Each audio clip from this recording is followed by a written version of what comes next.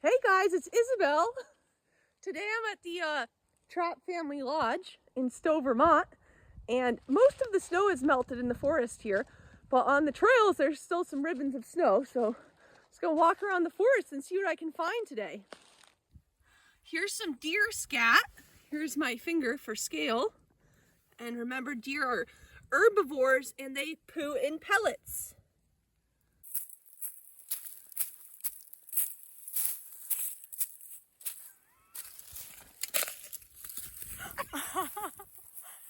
Oh my gosh, it's a wild Heidi! Hi, Isabel. So here I'm standing under a white pine tree, and you can tell because when you look way up at the needles, you can see that they are they pull in packs. They're in little bunches together. It's a white pine. We'll walk around the tree here. Oh my goodness! It's a wild Ben! Look at that. Here's some more deer scat. Now look at this white birch tree here. And oh my goodness, what is that pattern? Is that a leopard? Oh no, it's a wild Mackenzie. Lucky me, I found the whole NENSA staff out here in the woods at the Trapp Family Lodge because we're on our staff retreat. Yeah. Okay, you're on.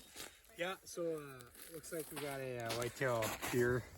I reckon with about how deep those tracks are. You know, he's probably a couple years old, getting older. Nubs are going to start to grow and they'll go into like a nice 6-point buck. And yeah, he'll be a beauty in the woods. Wow. Thanks, Ben. Looks like it has that X-canine pattern. Ooh, Heidi found some dog tracks. We've come up high enough here that there's a whole lot of snow, so I think we'll find something.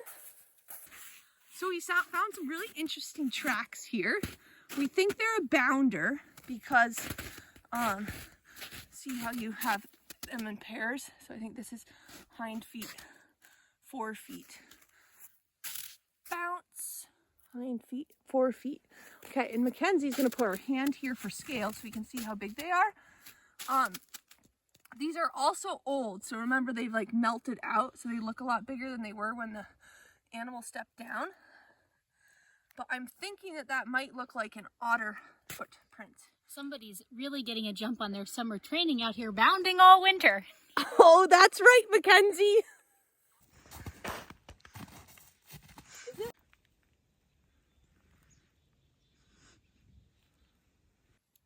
So we have a lot more scat in here too. Here's my finger for scale.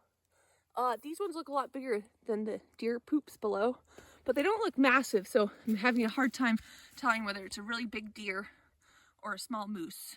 It's old enough that we don't have footprints anymore, but there's scat all over the place in here.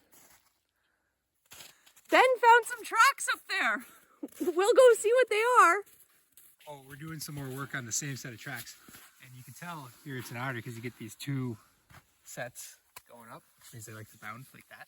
You can count 1, 2, 3, 4, 5 talons, which tells you it's not a squirrel probably.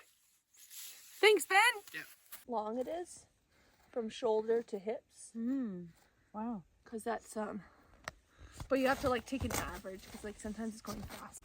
They make an X here and we have claw marks. And catamounts have retractable claws. Oh, you've had me. Okay. Go. There's something traveling through here that looks rather large. So you can look at my hand next to these prints and we can see the separation between them. That gives us a sense of how large this animal might be. And we can also see clearly that it has claws, which I think means that it's a member of the canine family. Which I was going to guess cheetah based on the size of these prints, but I think Mackenzie's tights are throwing me. So in fact, I think it's canine. And yeah, it's almost dinner time. So hopefully it's not too hungry. Oh. Look at that. Mackenzie found a dead animal. I'm not sure what it is, and I don't think I want to find out, but there's its fur. See you next week, and remember to stay curious.